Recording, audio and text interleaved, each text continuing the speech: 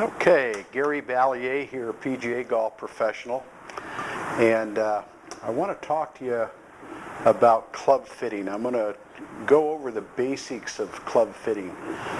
Kind of a shame that if you look around the country today, you'll see a lot of people whose clubs do not fit.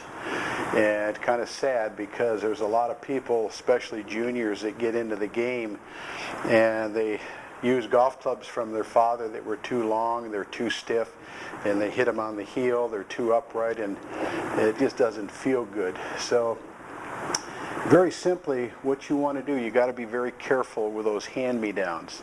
The second thing is that it reminds me of a golfer, Anthony, who was one of my students not too long ago, 6'10", and he came in and he was bent way over to hit golf balls because he grew very, very quickly.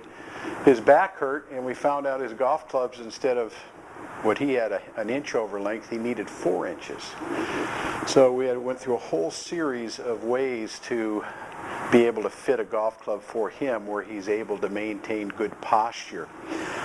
One of the interesting things is that golfers are continually buying golf clubs on eBay, and they probably never fit the golfer who owned them originally, and then of course you buy them and they again, not a very good chance they're going to fit you. But so it's really, really important that if they don't fit, you got to do something about it. And the other challenge is that if I start giving lessons to somebody whose clubs are too short or too long, the shafts are too stiff or too weak, if for some reason the grips are too large or too small, all I'm doing is teaching this person compensations, and there's a period in time where they're never going to improve. They're going to have to keep playing the slice, keep playing the hook.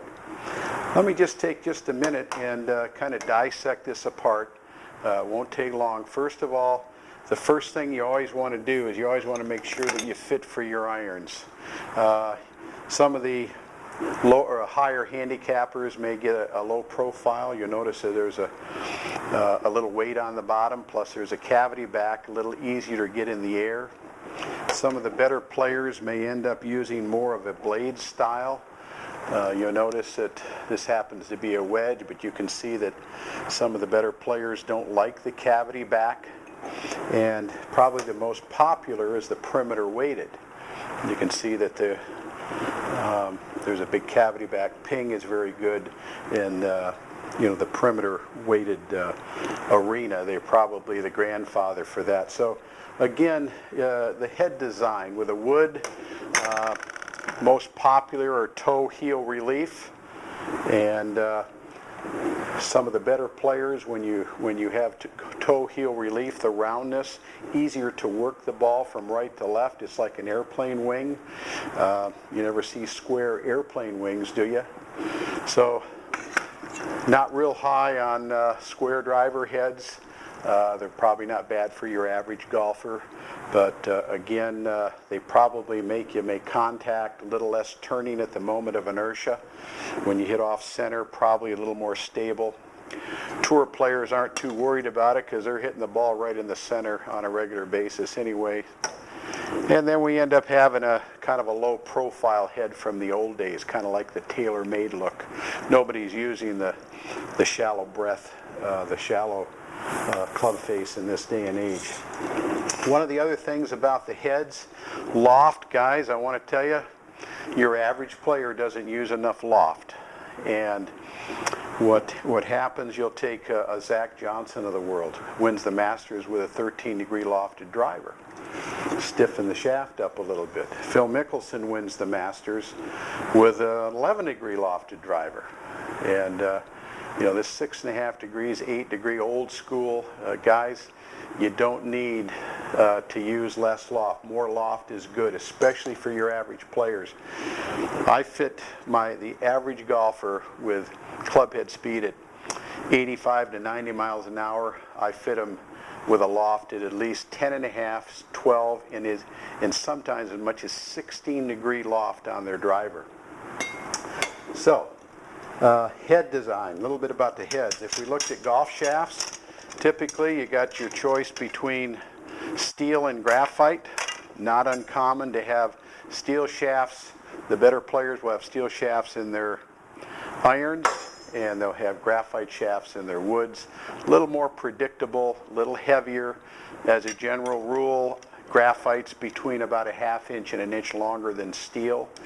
But what you're trying to do is you just want to make sure that you get a golf professional that might take a miles per hour gauge, and he needs to find out, you need to find out how fast you swing a golf club.